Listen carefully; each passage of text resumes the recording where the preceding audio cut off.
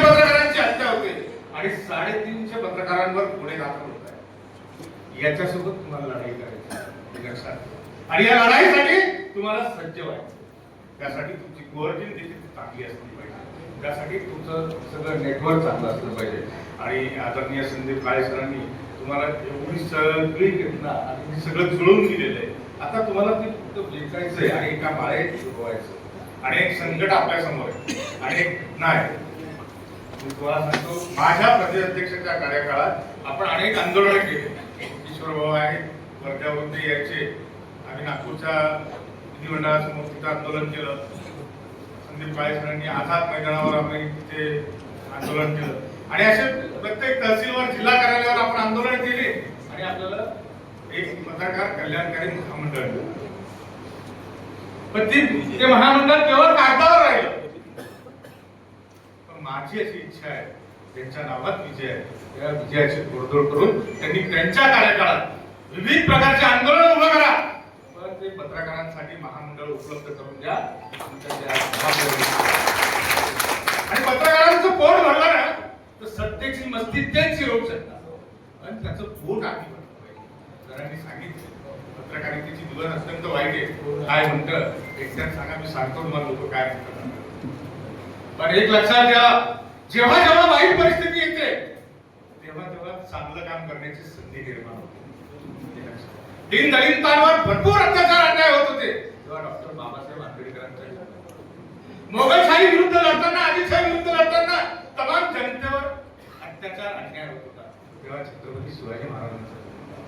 आणि आज म्हणून मी सांगतो की या पत्रकारितेचे दिवस अत्यंत वाईट आहे. आणि या वाईट दिवसातला चांगला दिवस करण्यासाठी आदरणीय संदीप काळेंचा आणि तुम्ही आम्ही गोष्ट पण मोहरा.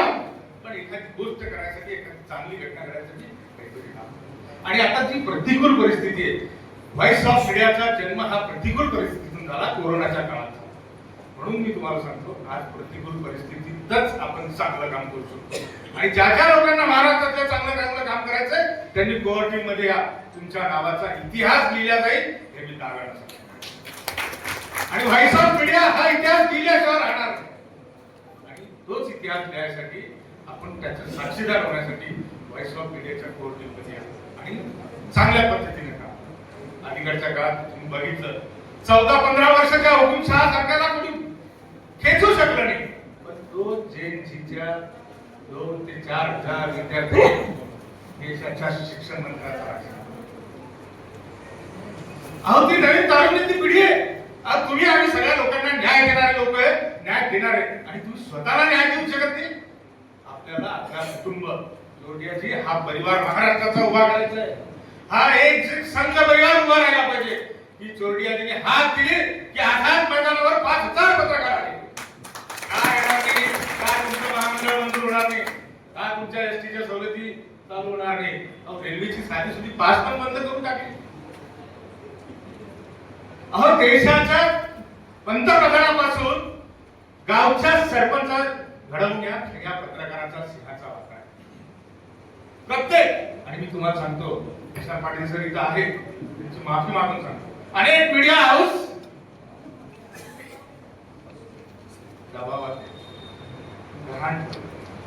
पण खऱ्या अर्थाने जर पत्रकारिता करू शकतो पाटील साहेब, तो हात माझा घालत नाही. तो कधीच कोणाला दबत नाही आणि तो कधीच कोणाला काही म्हणत. म्हणून जी ताकद आहे, आज देशाची परिस्थिती अत्यंत भयानक आहे. आणि ती खरी अर्थाने ती ताकद जर तुम्हाला आम्हाला निर्माण करायची आणि देशाची लोकशाही जर टिकवायची असेल तर ती खऱ्या अर्थाने जबाबदारी आपल्यावर, मीडिया हाऊसवर नाही, मोठ्या पत्रकारांवर नाही. ही जी काही होतं आजच्या तारखेत हे जे युट्यूब चॅनल हे खऱ्या अर्थानं चांगल्या पद्धतीने